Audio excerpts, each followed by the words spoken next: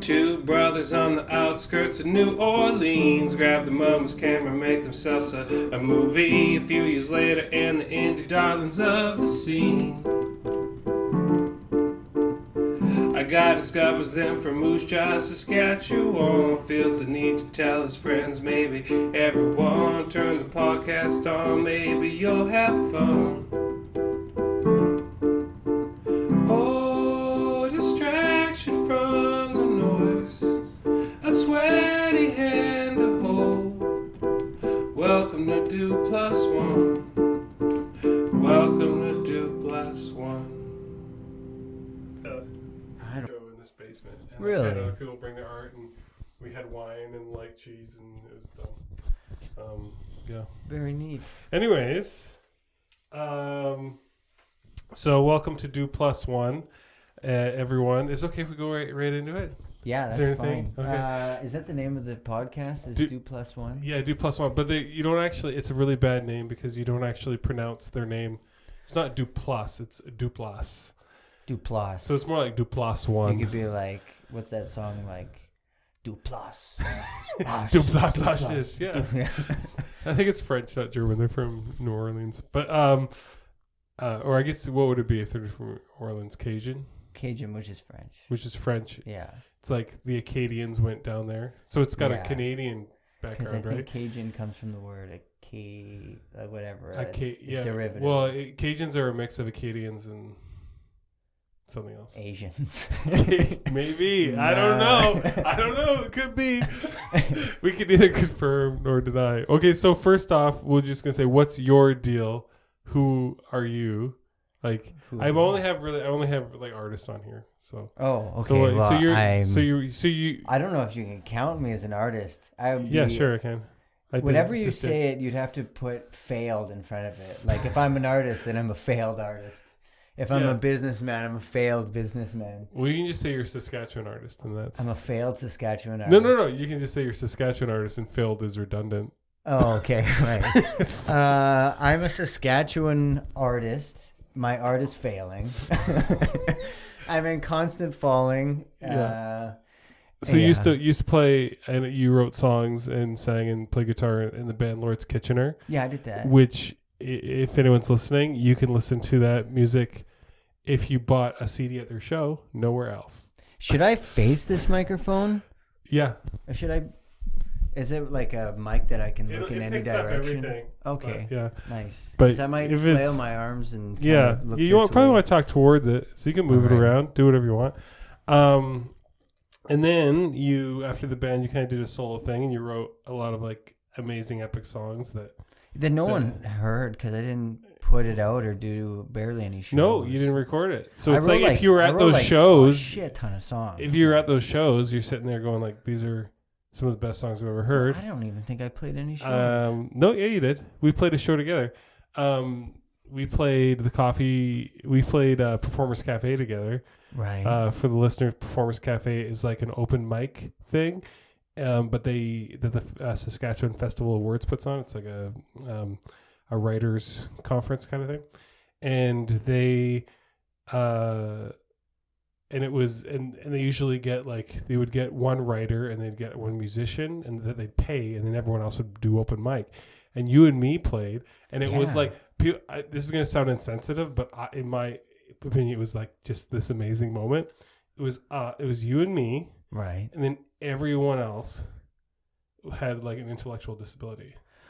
Well, that went up, and so it was like kind of awesome, you know, and because it's like super inclusive, right? We're like we were like we, you know. I might have a learning disability or something. I don't know. I definitely have a learning disability. Yeah. So it's like, we might have like some, you know. Yeah. But we don't have a intellectual disability. Mm-hmm. And we were the minority that night, which is kind of cool. I think it's like I was at the Superstore the other day, and we live in a really, I don't know if everyone. We live in Jaw Saskatchewan, and it's very white, right? Very, homogenous white. But I was at Superstore the other day, and I was like the only white person there. I was like, this is kind of cool. Things are kind of changing, You know, you were the only person, white person at I was the Superstore. only one. I looked around me, and I was the only white person there, and I was like, wow, things are changing. I've this even is cool. noticed a demographic change in Moose Jaw. Like even just walking downtown 5-10 years ago, you wouldn't see a lot of minority type whatever, you know, like Right. You definitely notice a change in the last year or two. Yeah. Plus, I don't know if this is like a generalization, but I feel like people from other places in the world walk more than we do. They go for walks their oats. Well, I feel like we're hermits a bit, right? I had a DUI for quite a long time. I walked a lot, my friend. I walked more than the average Mexican. I was walking. Yo caminar mucho. Yeah. Well, we'll get into that later, but I would like to talk about your love life, and your Mexico love life. Mm-hmm. But we'll get to that later. More about what's your deal now. You're doing comedy. Yeah. So now I'm failing at comedy, and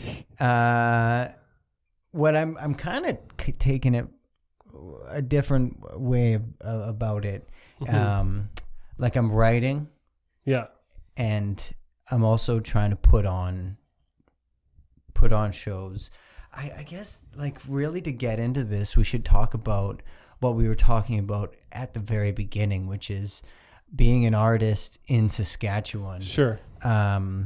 You almost have to create a scene. Like, if you're not playing rock and roll or country. Sure. Because if you put on a rock show, you're going to get some people that love rock music. But if you want to be like a weirdo artist that has his own collage room, like you literally have to create your own space. And for a stand-up comedian in Moose Jaw, like there's not an open mic night. Right. There's not a comedy scene. Like I'm going to start working on some material, and I'm going to have to drive to Saskatoon to do 5 minutes. Right. And then turn around and drive Just 2 back. hours away. Yeah. And then 2 hours back. Yeah. Right. And so, so if you're working a job, which you have to kind of work to live somewhat, and then at the end of the day, you're tired, and then you're like, all right, I'm going to create a scene on the evenings and weekends. It's very difficult to do. Right. So I'm starting to hire comedians from out of town to come to Moose Jaw to put on comedy. I'm putting on the event, but they're like headlining it. Right. And then I'm just opening. I'm just going to do a little opening, 10 minutes. Yeah. And that's what I'm doing right now. Yeah. But, you know, like my hopes, I have these ideas and I want to do all these things, and then a month later, like reality smacks me in the head, and it's like, this is more difficult than I realized. Oh, for sure. Yeah. Like, yeah, because it is like, and I don't want to be like, oh, poor us, because we live in such cultural isolation, but you know, if you or I were like, let's go to Los Angeles, or let's go to Toronto, or let's go to New York, there's a stream. Are you asking me? Because we can go right now. Okay. I'll call my girlfriend. There's a stream that we could jump into, and it's not saying we'd do very good in that stream, or maybe we'd be part of like some type of community, and maybe we'd be like, well, we'd be like the king of the people that suck at this, or maybe we'd be like not even the kings of the people that suck at this. Maybe we'd be like the peasant. Maybe we'd be like, you know, was kind of like the shittiest artist there. But here, there's no stream. You're digging the well, right? Yeah. You have to create. There's no stream for you. You have to create it yourself. There's not even like a creek. There's not even like a couple drips from like a water. You know, like there's literally nothing. Yeah. And when you try and create something here, it seems to me that it's kind of like trying to get a big boulder to start rolling, and you're just pushing at it, and it's not moving or budging. And your audience is people who are kind of like annoyed that you exist. You know, it's like that's who you're trying to win over, which is like gives you some built-in durability. Don't you like your job? I like my job. It's kind of like you think you're better than me. Like when there's live music somewhere, people are just like, oh, jeez. It's like, I came here to eat my fish and chips, not listen to your shitty music, bud. Yeah, it's a $5 cover. Oh, okay, we're just gonna go somewhere else. It's $5. Come on. That's like, if I had a nickel for every time like put on a show and someone like came and was like, what's it looked like there's like a deer in the headlights, like what? Yeah. I just came to get some coffee or get a beer or whatever, and then you're like, oh, it's $5 cover, it's $10 cover, and they're like, and then you just go like, well, you can just come in if you want. So that's what I would always do, and usually they'd feel guilty. They usually come in for free. I never do that. And then they'd listen, and then they'd listen to it, and then they'd like it, and then they'd usually like 90% of the time pay later. See, I should adopt that strategy. It's like trusting that people won't be dicks. Like it's like believing in the best in people, even when they're kind of like just like their attitude is like you doing what you're meant to do is like bothering me. Okay, so that's who you're at, and who I am. I did the music thing forever, and still am off and on, but mostly film. I'm doing film now. You're a filmmaker. Did short film. I read that in the bathroom. And then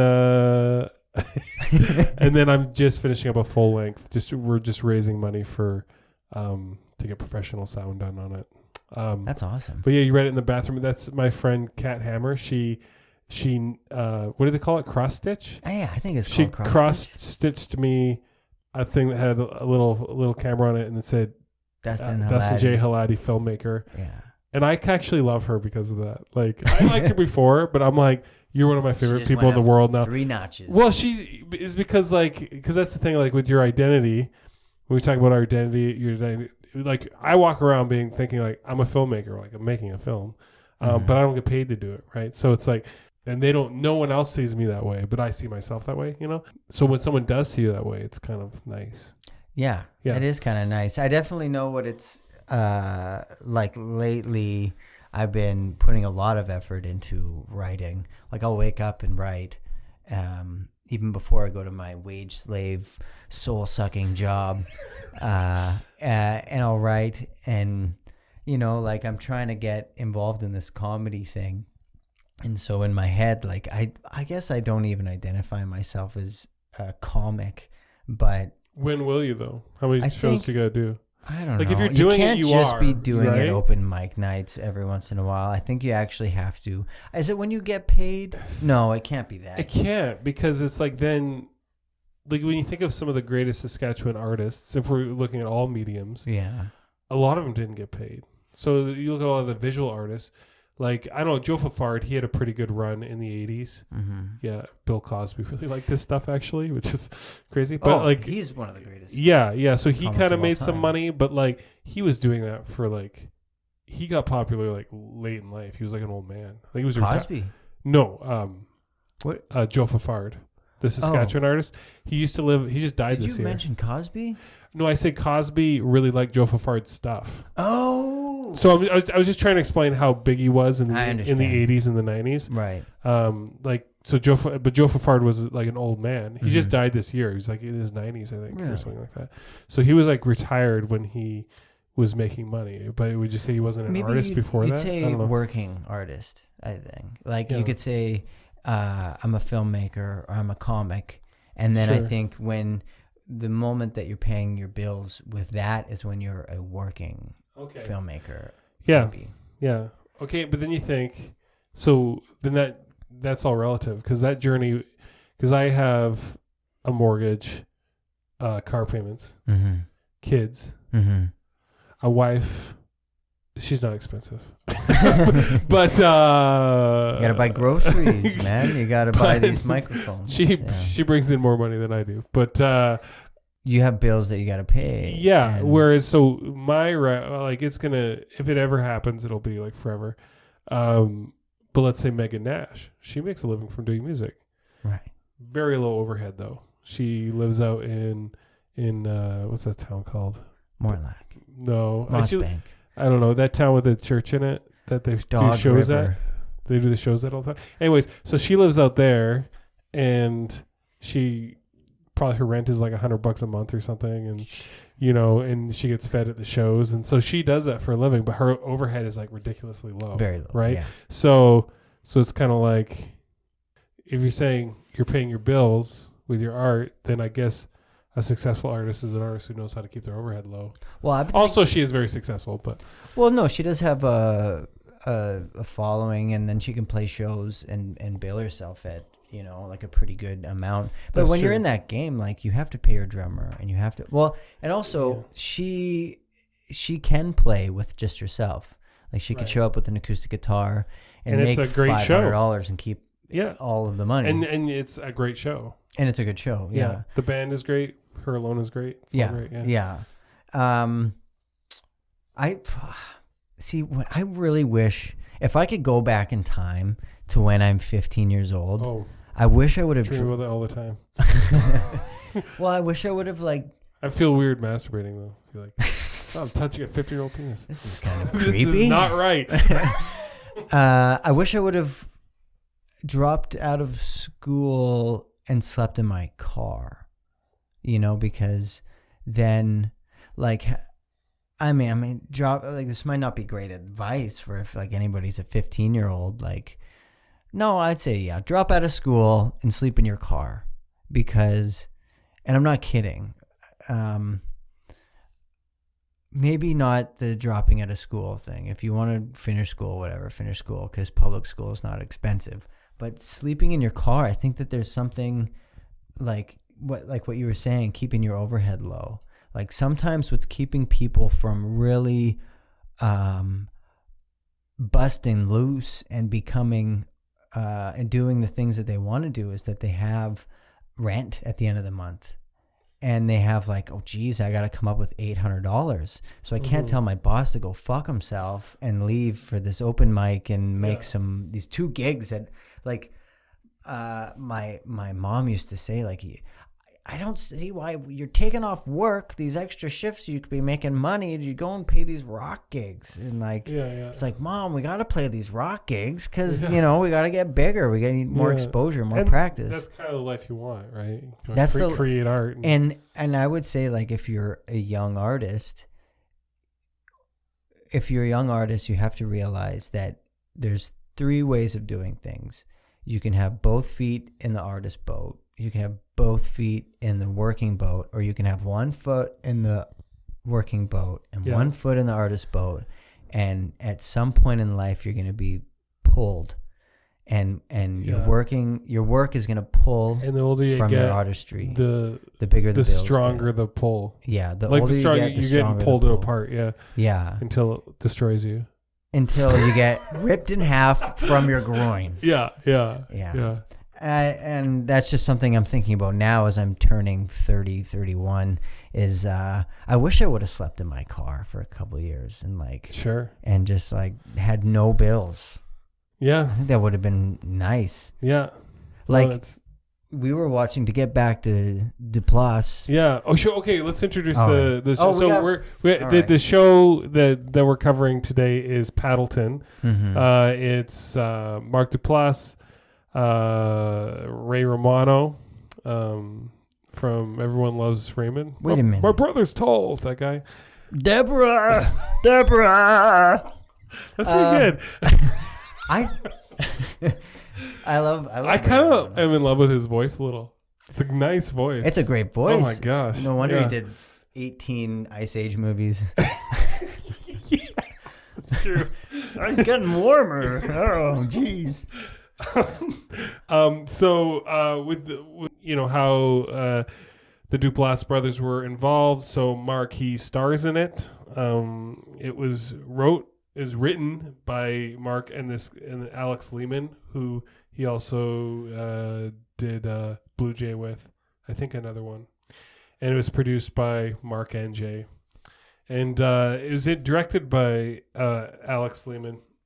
But what I find interesting is, like, the writer, right? The co-writer? No. So Mark and Jay, they have this kind of, like, thing where they used to direct and write, and then they were like, it seemed like they had this transition where they wanted to spend time with their families more. So they're like, we're not going to direct, because directing is like 15-hour days. It's time consuming. It's very time consuming. And I think they figured out that you can have a lot of creative control without having to put in all the hours. So they've really found a way to make it work for them.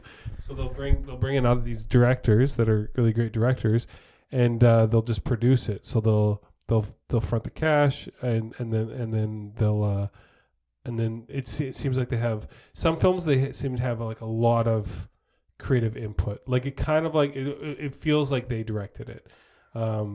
Like, and this is one of those films. It's like it has their vibe. And then there's other films that doesn't really have their vibe. So you might like, well, maybe they weren't as creatively involved. I don't know. Like Skeleton Twins with Kristen Wiig and Bill Hader. It's one of my favorite movies. Is it a comedy? Yeah, it's a comedy. I would hate to use Bill Hader and Kristen Wiig and for it not to be a comedy. Yeah. It's a very serious movie. It is kind of serious. It's a comedy with suicide and like reestablishing relationships. Okay. That started out as statutory rape and right. You know, all those fun things. But just your normal run of the mill movie. Yeah. So this is like a really. So anyway, so this show, we're not really reviewing it. This podcast, we're talking about the stuff that's in the film, the themes and all that. Like, and so first off, like this film is about a guy who gets cancer. Right. This character Michael. Has your life been touched by cancer at all? They say 1 in 4 now in Canada. 1 in 4 people will die from cancer. 1 in 4 will die of cancer? Die. That's not even like the people who get it and then they beat it and then they die in a car crash. They're not included. Holy shit. Yeah. My grandmother, who I was close with, died of cancer. Oh, really? About 10 years ago? It's hard to remember how many years ago. What was she like? She was really great. Yeah. Yeah, wonderful person. Very short, very blonde, very sweet. Short physically or short like physically short? Why are you chewing gum? No. Yeah. She had all the patience in the world. At least for us kids, she was very patient and very sweet and very funny and loved to laugh and was very That's sweet. Cool. Was your typical was your typical grandma that you would see, like a very sweet woman. And then when she was, I think, 58, she was diagnosed with cancer. And then she suffered from that for a few months. And then she passed away. She didn't make it till 60. That's young, man. That's young. Yep. Yeah. Holy. Man. Yeah, that's like, you had a really young grandma, too. Because you said this is how long ago? Not too long ago? 10 years ago. That's 10 years ago. Yeah. That's a while ago. But still, it's like pretty... she was a pretty young grandma then. She's a pretty young broad. Yeah. Well, that's interesting. Do you ever get scared of getting old? Because it seems like your grandma stayed cool. But I don't know. I just see like more and more people I love that get older and older. I don't fear age. Like I embrace getting... Well, I've always been kind of like I can't wait. Like when I was... in my teens, I couldn't wait. Like I couldn't wait till I was 16 so I could drive. Yeah. And then I couldn't wait to move out so I could be my own boss. And then I couldn't wait to be, 30 so I could be more whatever. And like every time I realized I was getting more wrinkles on my face, I'd be like, oh, cool. I look more like Robert De Niro. You do look a bit like Robert De Niro. A young one. I'll do. Where's the camera? I'm going to do a Robert De Niro I know. I was going to set up cameras, but no cameras this time. Oh, well. Audio podcast. Yeah. So I always embraced getting older. And I think I'm not afraid of that, but what I am afraid of is... That's good. Well, my deepest fears are... clowns? No. My biggest fears are that have to do with age are... I would say are twofold. Not being financially dependent. Right. And so like having to go to a soul-sucking job that I hate. Sure. Yeah. And not accomplishing anything creatively. Like, I don't know why that's always been a thing for me. Like, I've always, I feel you, man. Yeah. Like I've always had a bunch of ideas in my head. And like, if it was a film, then it wasn't involved with like accolades or like getting on Sundance or anything. It was like, I would really love to watch this movie. This is a great idea for a movie, and I can picture each scene and yada yada, or like I'll write a joke, or even like I'll see a comedian and not that I'm thinking like, well, I can do that, or like I'm funnier than this guy, or like I'd take more risks than this, or like anything than that. It's more like I'll see there's the amount of fun that they're having on stage, and I want to do that. Like I really love that high you get from being on stage with a microphone and saying something and getting a reaction, either positive or negative, out of a crowd, because I don't mind the negative reaction, but a positive reaction always never hurts. Always never. And I think that I always wanted to kind of be able to do that and be able to do it more frequently. And then because the more you do it, the more frequently you do it, I think the more you can kind of wield it to like... Yeah.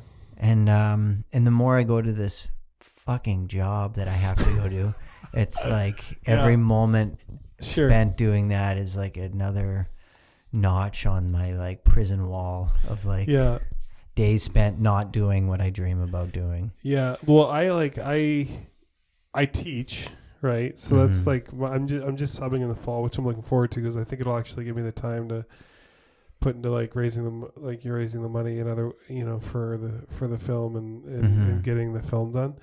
So you know, but then, you know, when it's all done in October, then I'll be like hating my life and wish I had more money, but for now I'm like really stoked.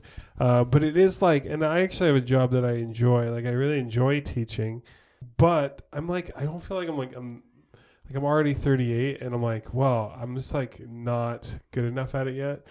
And I'm already like, you know, most teachers are like halfway through their game. Good at teaching? You know? Yeah. It's like, I'm you know, classroom management. It's always like, I'm always like trying to figure out how to do that. And would it make you feel better if I told you that each person that taught me in school sucked at it? Just were like the worst teachers. Yeah, but the thing is, it's like when you're a teacher, you're constantly being judged by other teachers, by parents, students, by admin. Like you can feel it, especially when you're a new teacher, right? Because everyone's kind of like seeing how good you are. You know, I feel like once you've been there a while, how do you gauge that? And the only thing, because they're not, but it's also a really solitary job. So it's like, because they're not in the classroom with you, right? The only thing they have is like, how loud is your classroom? So it's the only. My classroom is always like way too loud because I just don't know how to. Oh my god! You know, and I'm not super big on like shut up. And that's why I'm actually way better at subbing than I am at teaching long term, because I usually go in, I bring my guitar, you know, I make jokes. They're like, oh, this guy's a cool guy, and I don't like shit on them too much. Like I'm not like, be quiet, you know. I try and like, I kind of like take their energy and move it to more positive places. Like long term, that's like really hard to keep up. Yeah. But one day you can do that, right? So it's like, but to do that for a year, it's just like eventually they're just gonna like be little terrorists, right? So, so it's like I don't, So it is the best job I've ever had. You know, I used to like castrate 300 piglets a day. I used to. Now that sounds like fun. I worked fast food. I worked at like the most violent bar in Western Canada.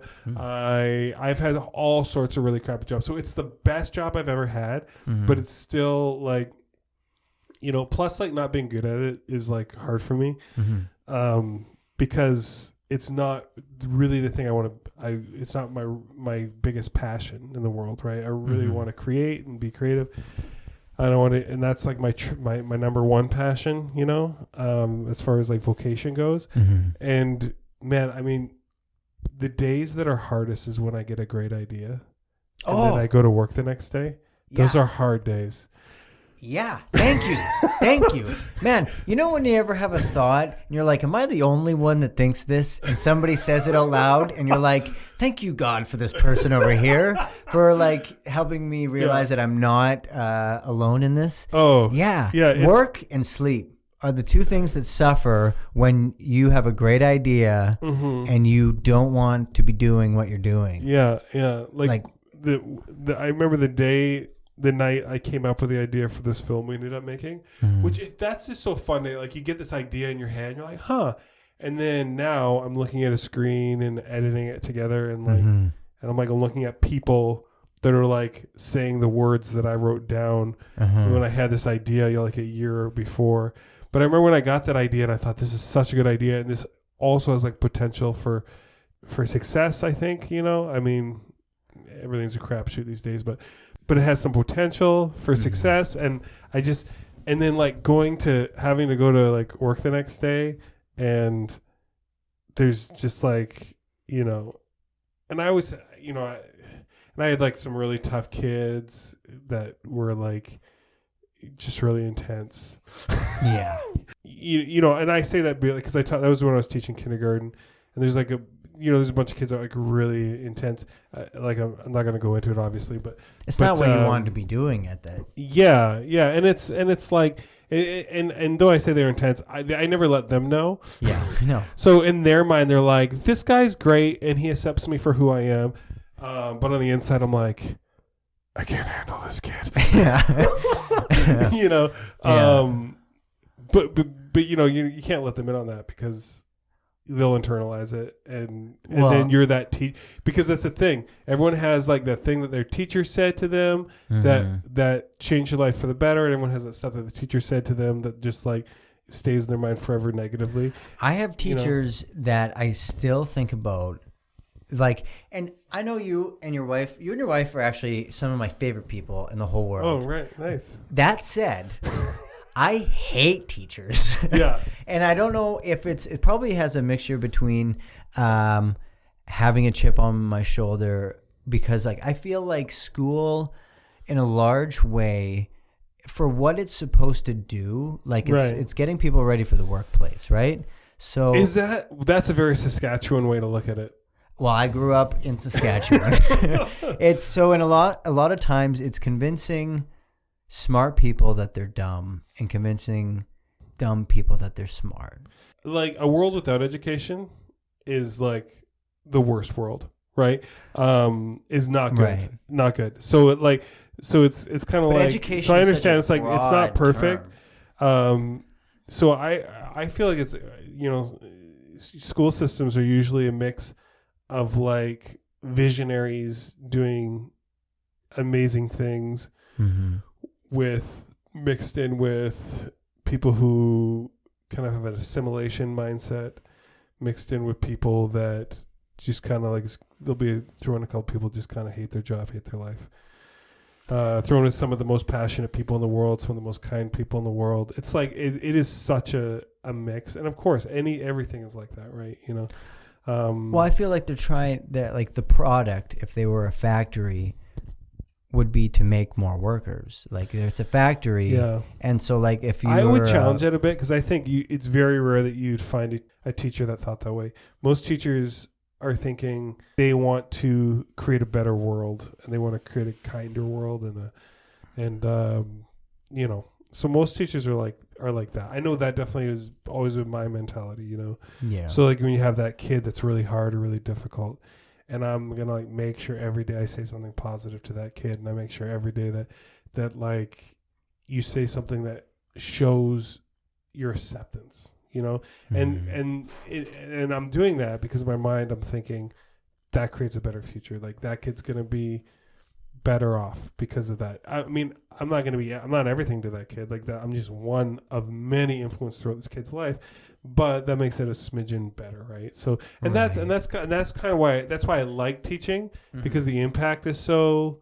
So I'm always torn, because like I love teaching for the impact, but then like I also know like I'm 38 and I'm not good at it yet. But I am good at creating, and so that's difficult for me to the thing that you're making money is the thing that you're not great at yet, and the thing that that you do on the side that you are really good at, you can't make money. Can't make money yet. So that's kind of But anyways, I feel like I could sit and talk about this subject, and I just want to, before we move on from here, I want to say that because I feel so passionate about the subject, I realize how I sound, and it's like some kid that's like, fuck school, like, fuck this teacher, like, it's a program, man, and it's meant to program you. Look at the word program. Like, we're all supposed to be graham crackers. If you're not a perfect square, you're gonna get chopped. Or like, I mean, that's one of the difficulties. But like in any system, that's a difficulty, right? But I mean, like, if you look at the difference, I don't like you're a bit younger than me, but when I was growing up, it was like, you know, I didn't even know what racism was, because even though there was like a kid, the people were always like shitting on him because he was First Nations. But I didn't even know that was racism, because everyone was just looking for anything that was different about you. And right. Like, and if you showed up to school with tight pants, you'd be Johnny Tight Pants. Yeah. Or if you had a That's zit. how kids are. Or if you had, and people were always dumping on me. So I didn't even know, I just was like, they're just picking something I didn't know, this is like a larger, like that's, right. That's what but I mean, doing. like, I didn't understand, this has larger implications. I was like, they're just picking something arbitrary to shit on this kid about, just like they do with me, right? Yeah. You know? And I mean, I think that because I was different though. There was like, there's something weird about him. Yeah. They were like, they couldn't like quite nail it down. They're like, he just like the way he talks and the way, you know, he's just always like, hey guys, you see that movie? You know, like, like just you know, and they're just like did like an 8-hour shift with their dad on the John Deere tractor. You know, it's like it's, you know, so I definitely didn't. I grew up in rural Alberta. Like I didn't, you know, like. Out in the boondocks, you know, the government better not come on my property. Man, I gotta move there. That's kind of okay. So we should. I got another film question. So when editing the credits, so the full length film I just did, it's called Nolan Here Nor There. It's called. Say that one more time. Nolan Here Nor There. Okay. So Nolan is the main character, and then Here Nor There. Okay. Is the thing. I like the name. Yeah, it's not bad. But anyway, so when I was editing, because I don't like, because there's some things I just like writing and writing characters and dialogue. I really enjoy that. But there's certain things I'm like, I don't know how to do this. Right. So actually I watched Paddleton and I was like, I don't know how to do opening credits.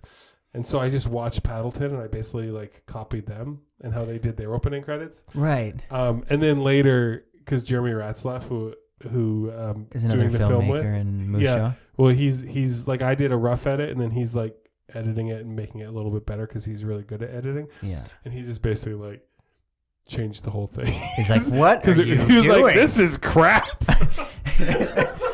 So I was like, okay, maybe when you're like copy someone else, it's not going to be that great of a version. Is it that kind of that you have to learn the rules before you break them? Like, is there some kind of weird thing that happened? I don't really believe in that, but my question for you is like, because then you hear about people who they learned how to play jazz because they would listen to an album and then they'd copy it and they listen to an album.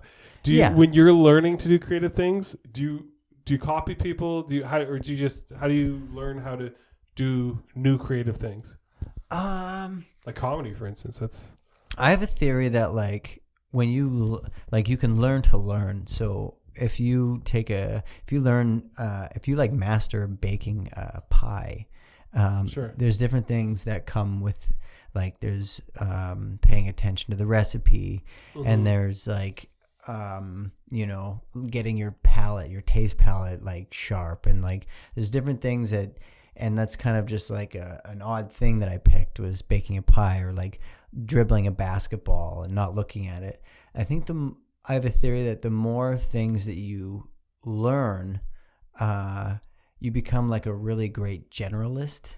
Yeah. And then there are people that are like a professionalist, like people that they're an expert at like one thing. Sure. And like I'm like somebody that's learned to play the guitar, and then somebody that's like shingled a bunch of roofs, and like I'm pretty good at picking things up, but I'm not that great at perfecting them.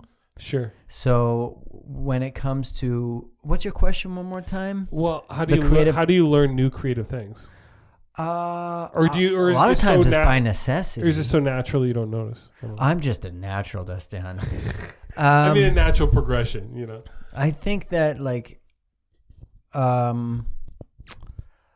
obviously there's time spent. Like, what is it? Malcolm Gladwell talks about the 10,000 hours. Right. So like when you start off anything, you're gonna suck doggy balls. Sure. But then the more you continue at it, you're gonna get better at it and better at it. It usually takes about 10,000 hours to become an expert at something. Sure. Right. And like me, a fail artist, something that I've tried 10 million things and failed them all, I've become an expert at failing. So if I'm ever I've thought about that. I've thought about like, what if you learn how to fail everything? What if what you're learning is how to badly do something? No, how to badly do everything. You know, I think there's. But you're like a great songwriter. I mean, I know you're not in like a great cultural hub for it, but like I could write a song. Your songs are up there with like, especially when you went solo. Like, yeah, your songs are kind of up there with like some of the great songs. Keep talking. No, okay. Maybe no. But like so. If there's anything that I can do, it's probably not shingling a roof. Like if somebody said, what are you an expert at? I would say I'm closest maybe at like writing a song. And I think that is that 10,000 hours. And it's because I've written 530 shitty songs. Me too. Like really like I've written hundreds and hundreds of songs. Yeah. I recently, I had an ex. Like a letter X. Like an ex-girlfriend. But we grew up together and we were like best friends and we were doing like kind of like that Joey Dawson thing where we were kind of like in love with each other. But was that a Dawson's Creek reference? Yeah. Okay. But no one wanted to say anything. Yeah. And then and then I was totally in love with her and we didn't really bring it up once for 6 years. But we both knew like if I dated someone, she'd get mad. She'd like leave and I'd be like, what's wrong? Nothing, you know. Or when she dated guys, I was always like, oh, I don't think it's good for you. Why not? And I give her some arbitrary reason, you know. She's actually like she dated the guy that was in the most successful Christian ska band in Alberta. Wow. Yeah. Wow. Yeah. Now I'm trying to think of an Alberta ska band. There was a couple. They were called Days Wage with a Z on the days. There we go. Days Wage. Yeah. Anyways, they had brass. What?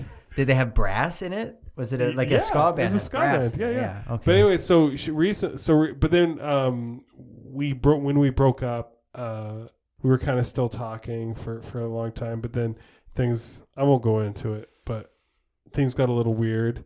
And then I basically, when I got engaged to Carrie, I kind of just told her that we can't be friends anymore because I'm getting engaged to someone else, and it just wouldn't have been a good thing.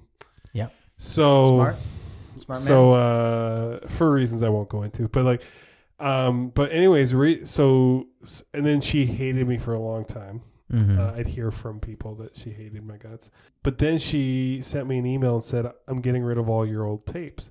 Because every time I'd write a song, I didn't have any recording equipment, but I recorded on a tape, and then I'd give her the tape. So I had like 50 albums, and she had them all. Oh, wow. And then she was like, do you want them? So me and Carrie and my boys, we went and we met her when we were down at my parents' place for Easter. Yeah. And then we had a really nice talk. She told me all these really personal details about her life that were like crazy. Yeah. Like I was like, wow, you were like a roller coaster girl. Like dodge that bullet. Yeah. She had like a baby. I was like, you got a baby? Like whose baby is this? It's like, well, I was in this, I don't know, I should say all this stuff. But like she was in this. Well, I didn't say her name, did I? No. Okay, so she was like, oh yeah, I was in this like what do you call it when you're with more than one partner? Polygamy.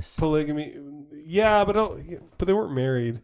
No, you don't have to be married to be polygamous. Polyamorous. I think so they're in a polyamorous relationship with someone, and then the guy got her pregnant, and then he pieced out, and So there was like her. She's a little younger than me, and then they were also in a relationship with this like 21-year-old stripper, and then he chose the stripper over her and his own son.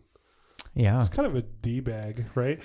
But it was like, but it was really nice. She's like opening up, telling us about her life, and then I'm talking about it on a podcast, and then and then we're like telling her about, and it was like the kind of this really nice moment. I almost thought like, I think she's gonna be like a friend, you know. And anyway, but she gave me all these tapes. This is the point I'm trying to make. She gave me all these tapes, and holy crap, they're all crappy songs. Yeah. Hundreds of crappy songs. She gave me a huge thing full of tapes. Yeah. Hundreds of crappy songs. All bad. Yeah. All like hard to listen to. Not like one where you're like, well, that was pretty good. Like, yeah. Sometimes there'd be good melodies every once in a while. Yeah, like a good line here or there. But that's the thing about mostly all crap. That's the thing about getting better is when you keep at it and you get better and you go back to your old notebooks and all your old poems, you're like, well, thank God I got better. But at the same time, like, I sucked balls. Like, this is terrible. Yeah. Like, these are not good poems. Sure. I'm glad I didn't submit these to the that literature magazine. Yeah. It is crazy. Like, you do need to put that time in. You need to put the time in. But also, it's like, I think you need to be, because why would you put 10,000 hours in if you're at 5,000 hours and you realize how crappy you are? There is this is why it's so tough, because there's a certain level of, I remember like when I was 16 and but I remember when I was 16, I showed this girl this song and I was like so convinced that this was like the freaking greatest song ever. And I showed it to her and she was like, yeah, not very good. And I was like, whoa. And I remember I showed her, I was like, did you see this line? This line where I said, and this was the line, you got to think all about love and hate, hope and doubt. I was like, did you read that? That's a genius, soaking off the pages. I thought it was amazing. And then like, then I found out it wasn't. But anyways, okay, so a big thing this film is about, Paddleton is about deep male platonic relationships. So, which is like which I thought was like kind of like a really fascinating thing to watch, because they're two guys, they're single, and they have a really close relationship with each other that's like not sexual whatsoever. People always think they're gay just because they're two dudes together. Yeah, my girlfriend kind of turned to me in the beginning of the movie and asked me, you know, are they gay men? And I'm like, I don't know. I guess we're gonna figure it out pretty soon here. Yeah. And no, it's like two men that have trouble being social, but they've found each other.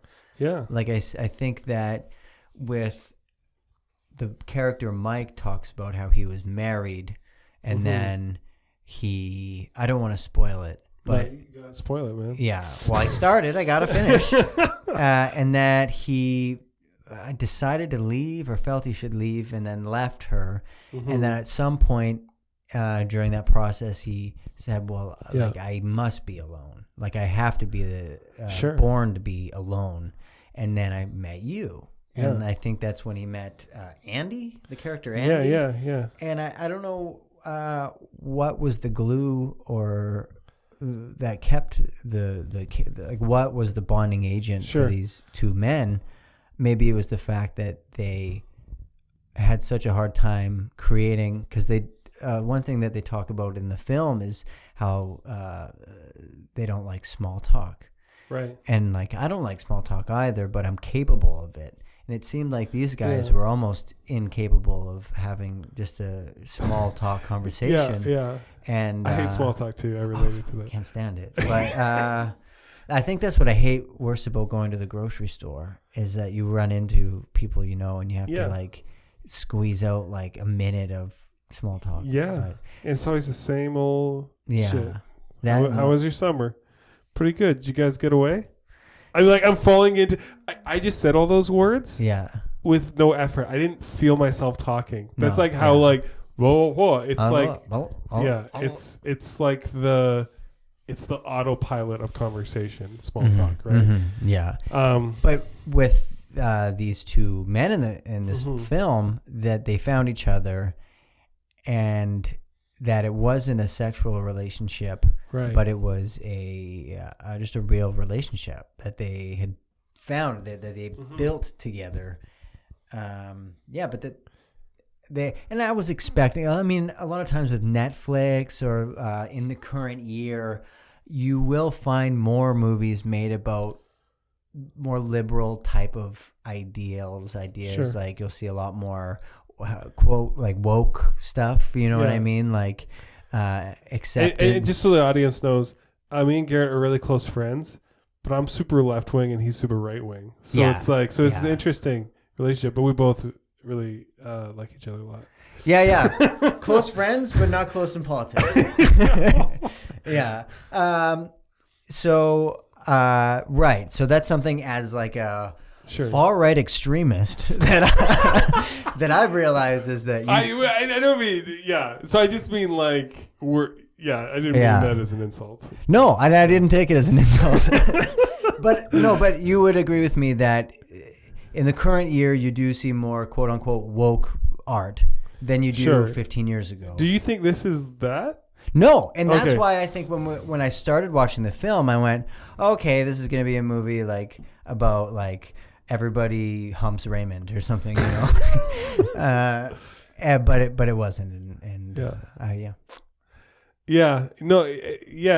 do, and it is such like a different male friend movie, because it really, like, once you watch this, you realize how bad other male friend movies are failing. The bromance films? Yeah. You realize it's like all other male, like, bromance films are just like, let's go party, get some pussy, and what's the other thing that is always in those films? It's like, or it's an party, action film, so like, let's go dominate and kill, and like kind of all these like things that are just like hyper masculine that like are like not actually like real male relationships at all. Well, I was watching it wasn't an Adam Sandler movie, but it was he produced it. It was like Happy Madison Productions. Yeah. And somebody said something like, let's party. And then the camera pans back and there's a crowd cheering. Yeah. And you see like one guy just holding a skateboard and it was moving up and down.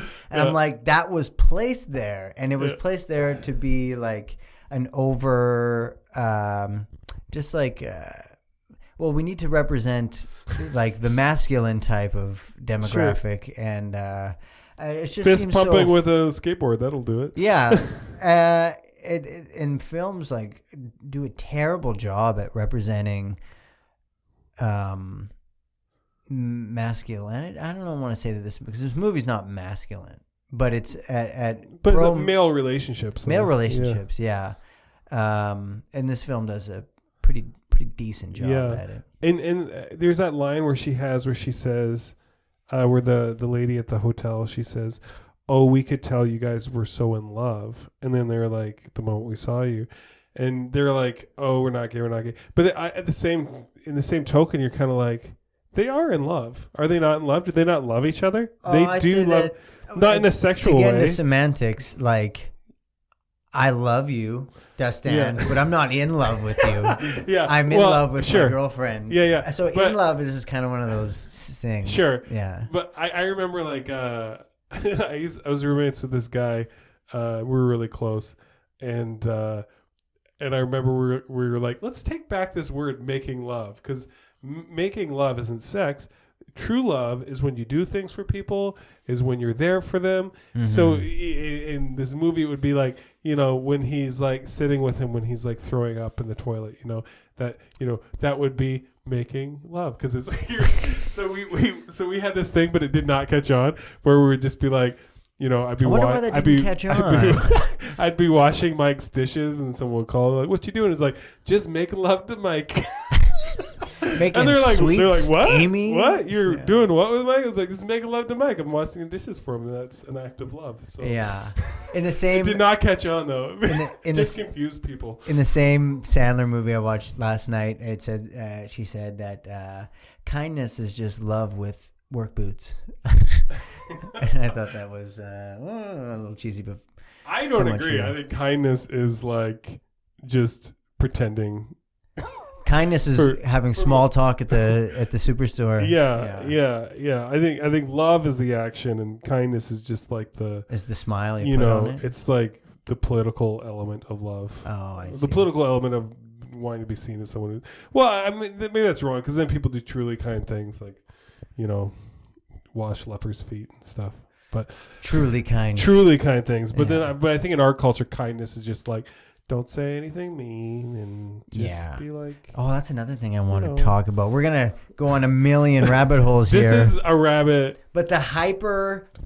Okay, rabbit hole or rabbit trail? Because rabbit trail is a trail that goes somewhere else. A rabbit hole is like things about to get trippy, like Alice in Wonderland. Oh, we're not going deep inside the rabbit hole here. Okay. We're just going to take a detour and come right back. So we're on the rabbit trail, okay. Yeah, the hyper politeness of a Canadian citizen, or I don't know, I can't speak to the Torontonians or the Vancouver people. Yeah, but that's its own culture for sure. But in prairie culture, there's this, okay, here's my example, and then we'll get back to the podcast. Okay. But this has happened twice, and the second time was today, where I'm leaving to do three things. I'm going to the grocery store or to work or wherever. Right. I have 2 big bags of garbage that I'm taking out because my girlfriend's like, the garbage stinks. And I'm like, oh, let me do something kind and take the garbage out. But at the same time, I'm going somewhere else, so I'm finding a podcast to listen to and putting my earbuds in. So there's this long hallway that you can imagine. There's doors on either side, and then out of one of these doors, I can hear somebody like lock their door, and like they keep heading for the door to go downstairs. Oh, and you live in an apartment? I live in an apartment complex. If I didn't mention that, I didn't know that. Yeah. So I live in an apartment complex, and I'm leaving my apartment. And I lock the door behind me, and I have my garbage bags, and I got my phone, and I'm picking which podcast I want to listen to, putting my earbuds in, and like 100 feet, I don't know if I'm long ways, all the way down the hallway, there's this person, and they're holding the door open for me, like being polite, right? Yeah. But that's causing me to be like, oh shit, now I really got to be fast and pick my podcast so I can grab these heavy ass bags and like kind of run down this thing so this person doesn't have to hold the door open for me forever. Yeah. And the second time I said, that's all right, like go, and which caused me to be rude. Their politeness pulled the rudeness from me. Yeah. And I feel like there's a hyper politeness that happens. But I might say that letting people be kind to you is sometimes work. Yeah. And that's okay, right? Which is rude of them. They should just be like, you're on your own, fucker. Get your own door. Yeah. Exactly. And and the first time I was like, okay, just go. Like, I don't need the door. She's like, what's the matter? Wouldn't you let me help you? Like, she said that? Yeah, and she's like, oh, no. Hello, like I'm holding the door for you, and I'm like, just go, lady, like. And she's being rude, so kind. Not. I think it's rude. No. That's you're walking. You're gonna jaywalk, right? Yeah. You're gonna walk across the street, and this lady in her car is like stopped in the middle of the street. Is it actually a lady, or are you just? It could have been a man. Okay. Could have been a man that identifies as a lady, but they stopped to let me jaywalk, which is illegal. Right. And now there's a car behind them and a car behind them, and they're all waiting. Annoying. Yeah. That's rude. I'll agree. I won't say it's rude, but I'd say it's like it should be illegal. But that's actually that kind of punishment should be death. That kind of comes back to the movie because here's as an adult, this is what I've realized a lot of life is. Obviously, you're responsible for your own life, your own decisions, your own crap, whether you're going to be a good person or a bad person. That's on you. No one else is responsible for you. You're responsible for you. But what is our responsibility to other people? And I think that's like what this film touches on, right? So Ray's character, Andy, Ray Romano's character, Andy, he's faced with this decision. It's like he does not want his friend to die. He does not think it's the right thing he doesn't think that he thinks his friend is making the wrong decision. He thinks he should not give up. He thinks he should keep going. He wants to give him the coach halftime speech, which was like probably one of my favorite parts of the film. It was a good time. Yeah. A good part. But it's like, what responsibility do we have to other people? Is it just to help them do what they want to do? Is it to help them do what we believe is right in general? So it's kind of like, so I'm sure you've had situations. I know I've had situations, I've had situations where I always believed like, marriage is for life, right? So, and I really believe that. And then I've been at people's weddings, and there's that part that says, will you be there for them when it gets hard, and will you help this kind of marriage? Sickness, poor, etc. No, but that part when it's just the couple, but the part that's like, with everyone who's here, when they ask the congregation, will you guys keep them accountable and be there? Well, I don't think these were accountable, but there's some hold their feet to the fire. Well, you basically forced them to stay married, and I always really took that to heart. You know, like to me, ceremonies have a reason. If you say you're going to do something, even if it's in a ceremony, you do it. So I've had like family whenever members, I'm at a wedding and somebody asks me that, I'm like, I came for the cake, okay? Yeah, I'm here for you, but to an extent. So I was like, I believe marriage is forever. You believe marriage is forever. That's what you're telling me in this room. Yeah, that's what you've told me in private. It's like, and then so when their marriage starts falling apart, and this happened with me, someone close to me, their marriage is falling apart. I was like, I gotta be the, hey, get your head time in the to roll game the sleeves up here person. And then it was a super negative experience. Yeah. And they were like, back off. This is what I need to do. And I was like, and then so now I went to my friend Gemma got married to this really dapper, handsome fellow. Is he Brian. British? No. Looks British. Does he? Yeah. I don't know what that means, but looks British. You don't know what looks British means? I don't know what looks British means. He always does profile shots like the queen on the coin. I don't know Gemma very well, or like I've probably had like 2 conversations with her, but I saw the thing on social media, and as soon as I saw that, I looked up that episode of The Simpsons when Lisa gets married to that British guy, and I'm like, that's where I saw him. I think he looks like, this is such a deep cut, but there's a, in the 90s, there was a VHS series that you can get from Christian bookstores called McGee and Me. Oh, yes. And he looks like the kid in McGee and Me. But anyways, all right. So when it came to that part where there's like, and congregation, do you, and I was like, I'm not saying this shit. You are on your own. It is not my job to keep your marriage together. It's your job. And if it falls apart, I'm not going to be like, hey, get your head in the game. I'm going to be like, break up, whatever. Yeah. And because like this marriage was your idea. Because I've done it. Because I've done that once already. Yeah. And it was like one of the worst experiences of my life. And so I'm not doing that again. And I have become as I get older, I become way more. Everyone's on their own. I'm not going to try and make you be anything, or it's like. I'm not gonna.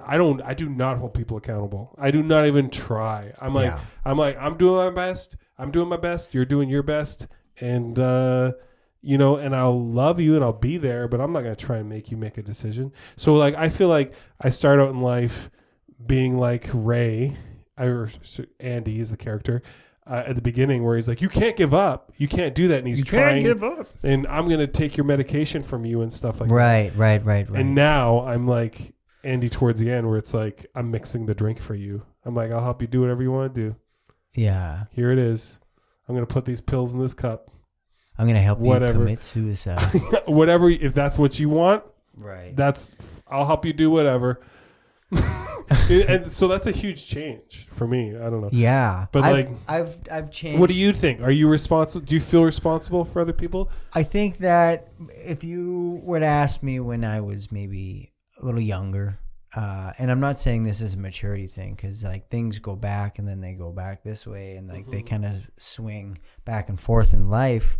I feel like I'm at a place right now where I feel so like you are you and I am me, and I have my little like family. Like my girlfriend, we take care of each other, so I'm responsible for her. Like the furthest I'll push myself or pull myself into somebody else's territory is I might hold the door open for a lady. But not too early. Not too early. Rude. That is very rude. There's a 5-step maximum. Like, if you are 6 steps away, you're on your own. Okay. Yeah. Or like, basically, you know what I like to do sometimes? I just throw the door open. So if you can get in that time. Yeah. That's a great. I might adopt that. And if I can't throw it open, then you know. Yeah. You're on your own. Then you're too far away. Yeah, you're too far away, or the door's too heavy. I feel like.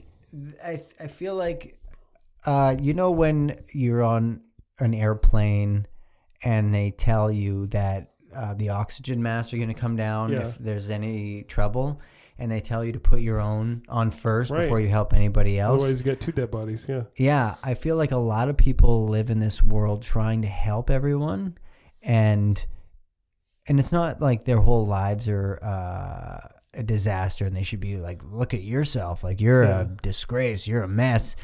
No, they don't have to be a disgrace or a mess, but it's a good idea to think about the fact that like you gotta like stay in your lane sometimes, and you don't know what's going on in my end of town, right? Like it'll happen at work a lot where I'll be doing something and I change jobs every month. So I don't know when you're listening to this. I could be a mechanic. I could be a landscaper. I could be a roofer. You're landscaping now, right? What month is it? I don't know. August. When you said you'd be on this podcast, you were a landscaper. That's right. But it's like August 31st. So I gotta see what I'm doing next month. Yeah. Did I mention I hate work? I feel like there's a lot of times. Yeah.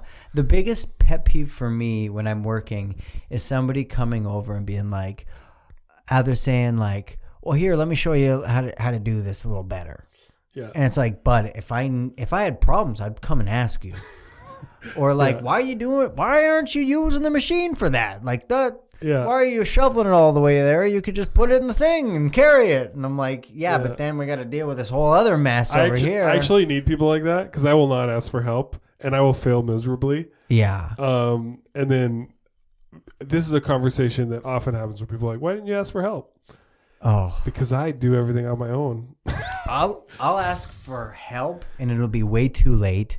And when I come and ask, man, you should have came to me earlier because like you racked up a lot of debt here. I'm gonna have to bail. This is the last time I'm bailing you out, bud. No, I don't like asking for help, and I think it's because I think most things don't matter. Like if whatever I'm doing here, I'm like digging this hole and take twice as fast to do it with this shovel than it is this shovel. Like I'm digging the hole. Let me dig the fucking hole, okay? You know, I don't know. Unless you're my boss. You get a lot of critiques on your hole digging technique. Yeah, I do. Yeah. I do. Yeah. I do, Dustin, and I've had it up to here. That's the hole? That's how deep the hole gets. Yeah. Yeah. I can't remember what we were talking about. I don't know if we ventured off from the topic. That's good. That's what this podcast is about. I mean, it's not a film review, though we've been talking about the film, but it's more like, are we using the film as a vehicle to have a conversation about? The film is just the diving board into the depth of our lives. Should call this Duplass my ass. But actually, it's such a bad name. Duplass One? Yeah. Because I want it to be kind of like, you're my plus one. Right? That's part of the pun. And then also kind of like BBC One. You know, it's like, this is like, I'm pretty sure this is the only podcast that talks about Duplass films. But so not only am I pronouncing it wrong, and when I say Duplass One, that is how I usually say it. I always have to tell my mind, don't pronounce it that way.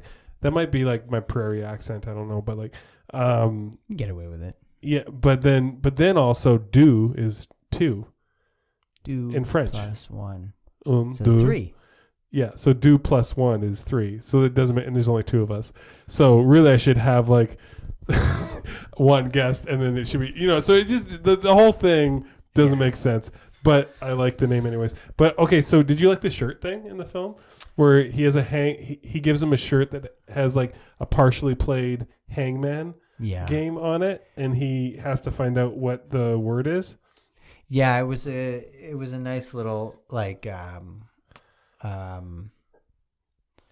because they in the film they gave each other these like games or these like quizzes. What are they called? The challenges, like puzzles. And he has a shirt that he made the other character, Mike or Matt, Michael. So Michael and Andy. Andy made Michael a shirt, and it has a hangman quiz on it. And at the end of the film, I don't know if I should be spoiling it. You can or you cannot. It's up to you. I'm going to spoil it. Spoil it. Fuck you. That's why. Okay, skip ahead 45 seconds. All right. If you don't want to hear that.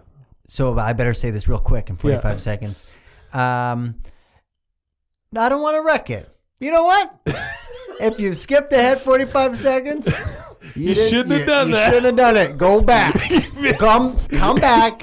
Go back 45 seconds and just listen to it normally. But it's basically... I'm not going to wreck it. No, I'm going to wreck it. So, okay. All right. Now, skip it now. Skip it now. Because it's nothing. There is no answer. Yeah. And then I tried to find out, because he has two options. Fatty pork is one, he mentions, but there's already one T. So if you already had T, you would have done two T's. So it doesn't make sense. And then there's saute fork, he mentions as well. I'm terrible at these. And then I tried to do it. I tried to come up with it and I realized like, this is a pretty impossible puzzle. It's pretty hard. My first one I came up with is Altoy Park. Is it Altoy Park an actual park? Well, I thought Altoy was a word, but it's not a word. So Altoy. And then so I was like, okay, so that one doesn't work. And then I thought, oh, Motley Perm, like a real messy perm. Like the perm that the guys in Motley Crue would have. Yeah, they have Motley perms. Yeah. But then I realized, oh, Motley is Motley. Yeah. Not Motly. So it's not Motley Perm. And then I thought Betroy Warm? Like a buy toy warm. Is that a toy that's buy? Yeah. But then there's no hyphen, so that didn't work. And then, probably one of my best ones I came up with was Al Toy Barn. Al's Toy Barn. Like Al's Toy Barn in Toy Story. But there's no apostrophe and there's no S. So it's just Al Toy Barn. And then I actually found one that actually worked. Artly Curs. So Artly is like, which I wasn't even sure if it was a word, but I looked it up and it is a word. Really? To do something artistically, basically. Oh. Is you do it artly. So I thought I was making up another word, but it turns out it's true. And then curs, like a cur is like a douchebag. A cur is a douchebag? C-U-R, cur. So artly curs are like, oh, those people who are artistically being douchebags. Now, when you say douchebag, like what's a synonym for cur that's not douchebag? Like a jerk? I feel like a cur was like a frat guy, but in the 1700s. Like he was like, let's see what's under that dress. Yeah, right. Like let's see those. Well, I haven't seen your girdle yet. Yeah. Oh, he's just a cur. Yeah. Right. Yeah. What a cur. What a cur. Because there's also a like if you're a guy that gets a lot of women, you'd be a cad. A cad. Yeah. Is that what a cad is? Yeah, like before you were a playa, like back in let's bring it back to the 1700s, you were a cad. Like, oh, that Smith and whatever, like Weston, he's a cad. Boy, he's a cad. I don't know how they spoke back then, but I would assume it's like that. Hate the cad, not the game. Yeah, right. Now my mind's going on. So that's the only ones I came up with. So speaking of teachers that I never liked, when I was in school, before we had a class in, I think it was science or history, we had a teacher whose name was a color, and I'm not getting specific. Oh, I know him. Yeah, I never much got along with him. He's interesting. He's very interesting. You mean the guy with a white mustache? Yeah. Okay, so he had this thing that he would do before each class, and it was like a puzzle. So like there was a man in a car, and the car ran out of gas, but they were in the desert. Like, he doesn't talk like he's from 1970s. Like, he was a cad. Yeah. A real cur, I tell you. And we'd all ask questions like, they'd have to be yes or no questions, and then finally somebody would have to solve the puzzle. And one day I was like, Mr. Green, I said his name. You said his name. I said, I've got one, and I completely made it up. Yeah. Like, it didn't have an answer. Yeah. And I was like, and so you've done this making up a puzzle and no answer thing. Yeah, I have. Oh my gosh. And people would ask me the yes or no. It had to be yes or no. Yeah. Like, was the room white? And I'd be like, it doesn't matter what color it is. Like, it really doesn't. Yeah. No, but like was the man alone? I'd say yes. And and then they would narrow it down, and the amount of crazy creative answers that I remember, like, this kid named Jordan had like a really creative answer, and this other kid whose main name might be Steven, he had another really creative answer. Mm-hmm. And like, I still remember them. Like, my fake puzzle, if you want to hear it, was that there was this ball in a room. Yeah. And the room had a door. Yeah. And it had no windows, and it had no tables. And the ball starts falling, but it doesn't hit the ground. Why doesn't it hit the ground? Why doesn't the ball starts falling? The ball drops from the ceiling, and it's falling, and there's no table, and there's no windows. It's just an empty room with the ball in it. There's a door. Why doesn't the ball hit the ground? And some of the creative answers people would say... It's a kid going through puberty. His ball dropped. Is that it? It's in a room, much like this room that we're in. That wasn't it. That's not it. No. Didn't hit the ground. I mean, they don't drop that far. They don't drop that far. Yeah. But I don't know how you can explain the door. Some of the answers I got, though, the door matters? Well, he had to get in there. Well, some of the answers I got was that the door was on the ground. Oh. Another answer I got was... Wait, what is that? Why does that matter? Well, it's not going to hit the ground if it goes through the door. Oh. That wins, right? That's good enough. No, somebody came up with like mind-blowing, like, this is a cartoon and the guy died before he finished drawing it. And I'm like, that's got to be the winner. That's pretty good, yeah. Yeah, like there were so many creative... Do you remember any other ones? Oh, I think of them sometimes. Those are the best ones. Those are pretty good. Yeah. Like, it was a cartoon and the guy died. Yeah, there's the ball in the room. How do you even get there? Through a series of yes or no questions.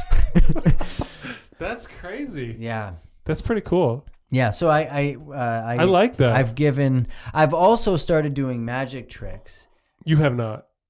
No, like where I'm like, pick a card and then put it back in and then put it in an envelope. Recently you have? No, this was like in high school. Oh, in high school you did. That I had no idea where it was going. I'm like, okay, sign it. Now put it in this envelope and now light it on fire. And then I just kept doing this. And eventually she's like, Garret, is this going anywhere? I'm like, no. Ta-da! I just made 25 minutes disappear. That's really funny. Yeah.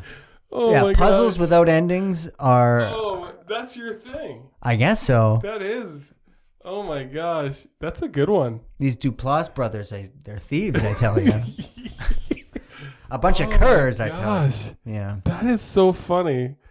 Okay. Hey. Yeah, some more questions here.